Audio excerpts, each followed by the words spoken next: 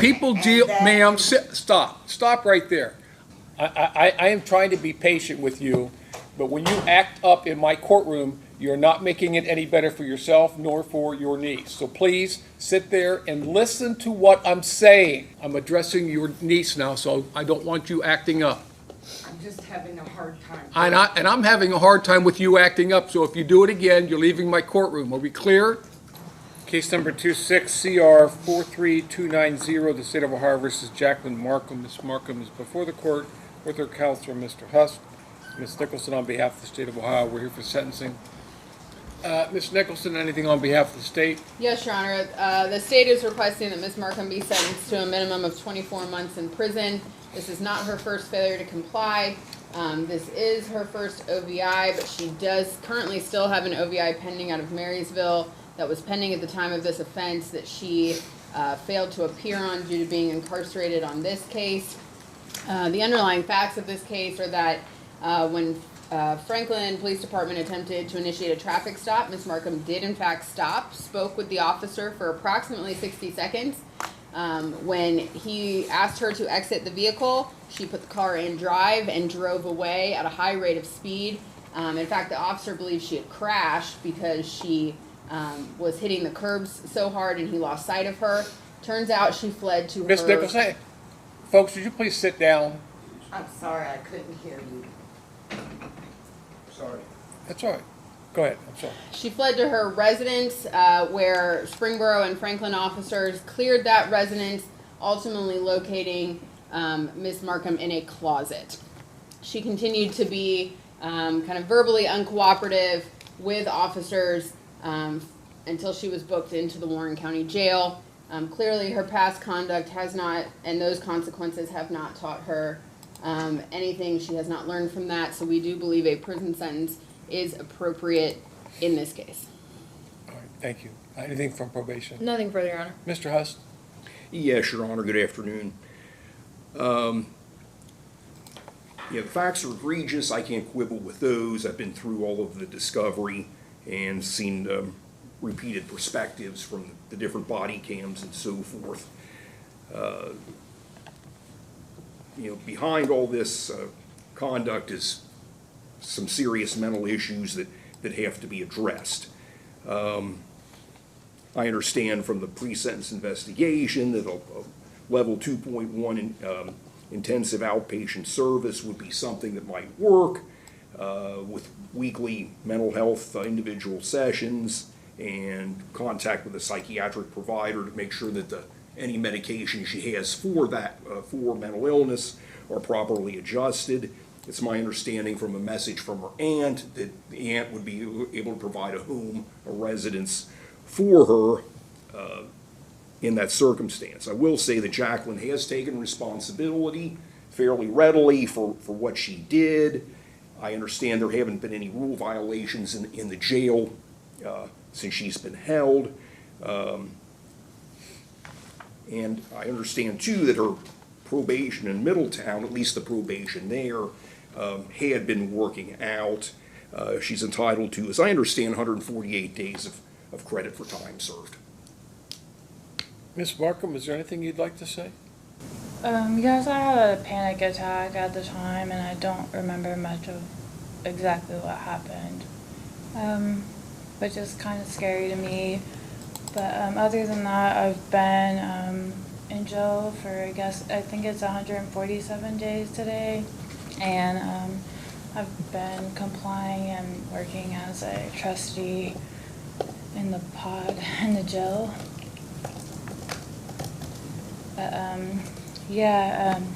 just a panic attack. I kind of feel like I'm having one now. Like I've been getting them a little bit more so as I age, as I get older. And I had just gotten to counseling to work with different medications for those before this happened.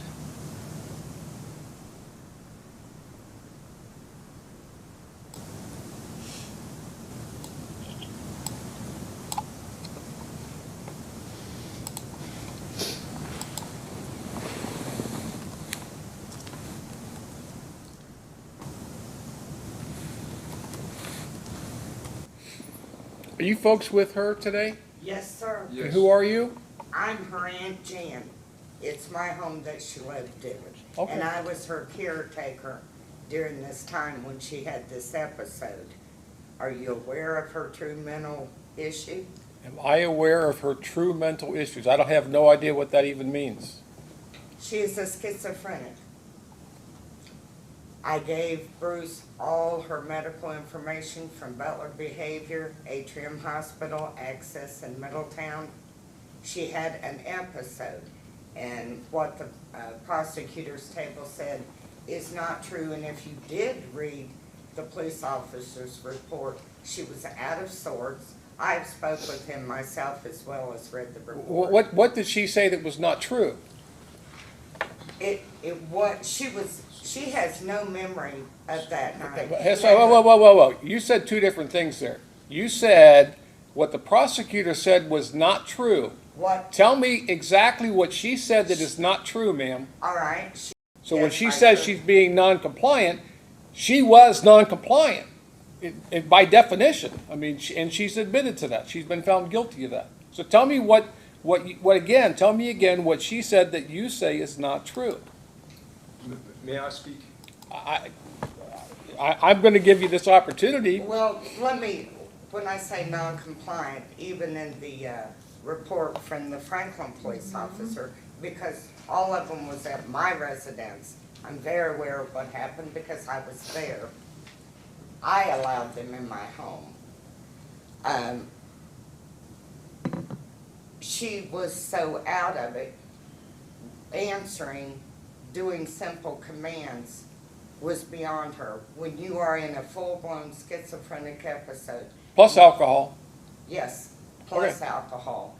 See, here's the problem that I have with what you're saying. And again, I'm not disagreeing that there aren't some mental health issues here. Oh, they're severe.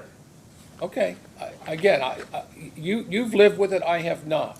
The problem is when you have someone that is being,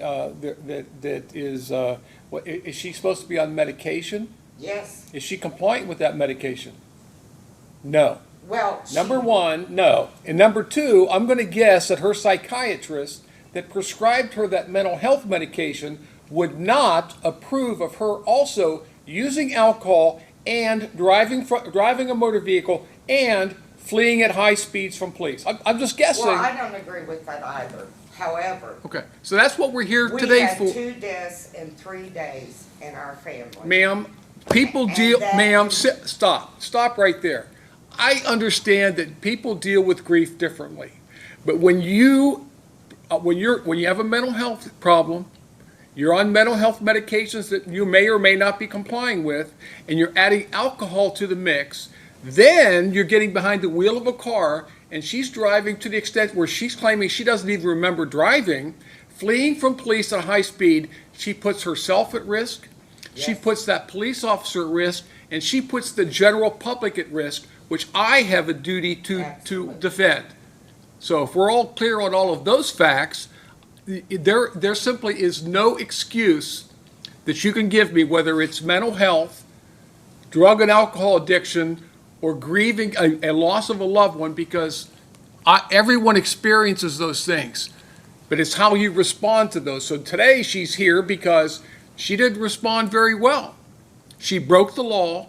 This is a felony of the 3rd degree, and one of my obligations, and again, I don't want to get into an argument with you about this, because you want what's best for your niece, right? Well, she has not been able to receive the proper treatment. In my county's jail, the nurse, I will have to say, the staff has been wonderful. They locked her down as soon as she got here. Me and the Springboro police officer who had worked with behavior health across the street, that'd been to our home many times, knew she was in an episode. We called over here, they locked her down. When she was released out of that to the general population, the nurse had her call me, and she said, they said I did bad things. What did I do? If she has no memory, And if you understand what schizophrenia episodes are, it's not a choice. No one wants to be a schizophrenic any more than they want to have dementia. And we are, we were only on our second month of medication. The place where you and I will always disagree is, if someone has a mental health and she's under your care, or when someone has a mental health condition that they recognize that they have it, that they're prescribed medication to help them deal with that mental health situation. And it's You trial just and admitted, error. you've already admitted to me that she was not compliant with taking her mental health medication that was properly prescribed. And on top of that, she's drinking alcohol to the point where she's operating a vehicle impaired. Both of those put people at risk. I'm not going to continue this Well, argument with I you. agree with that. Because again, I recognize the mental health aspect of it, but I have an obligation on the other side as well, to the general public, that when someone drives impaired at a high rate of speed, fleeing from a police officer, we have a problem in our county with people doing that. People coming from Dayton or Cincinnati, they want to come through our county, and for some reason they think that that the police are not allowed to pursue them. It is not true. The police are allowed to pursue them. And when people do not follow the instructions and orders, lawful orders of a police officer, they put themselves, they put the officer, and they put the general public at risk. And I have one or two of these cases every week where people flee from police. And someone's going to have to get the message out that you can't do that. I'm sure you've seen the reels on social media with people sitting in their cars and saying, I don't have to listen to you, I don't have to do what you say. Yes, you do.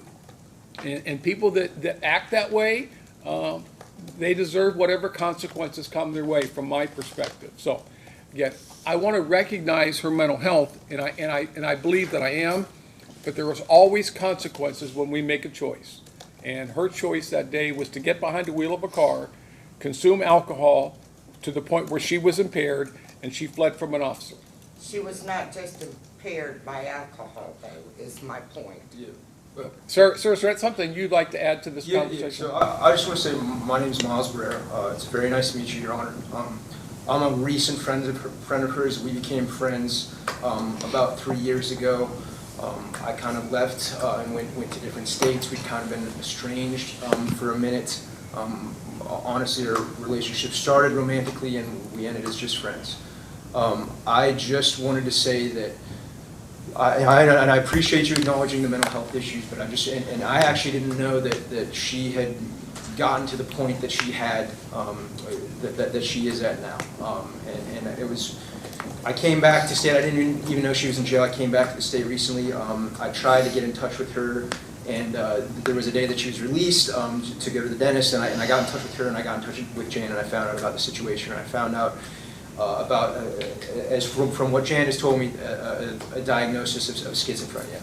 All I just wanted to say is that I experienced, before this, Jacqueline, it seems like she does go into different mental states, and it's almost like you're talking to a different person, and it is regardless of alcohol. I understand that she did drink that day, and that was her choice.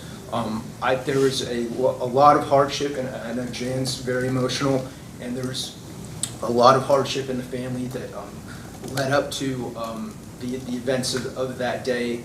I know that Jan just happened to leave. Jan was dealing with a lot. She just happened to leave her keys out where Jacqueline could see them, and it was a mistake that, amongst deaths, she's been beating herself up on the phone for me for leaving the keys out. We've really been. She's been trying, and I'm starting to try to be a part of making her healthy again and whatnot. But it's been a lot for her. She doesn't have any parents. And I know that none of that justifies breaking the law. But I hope that you take that into consideration. I've been talking to her in jail.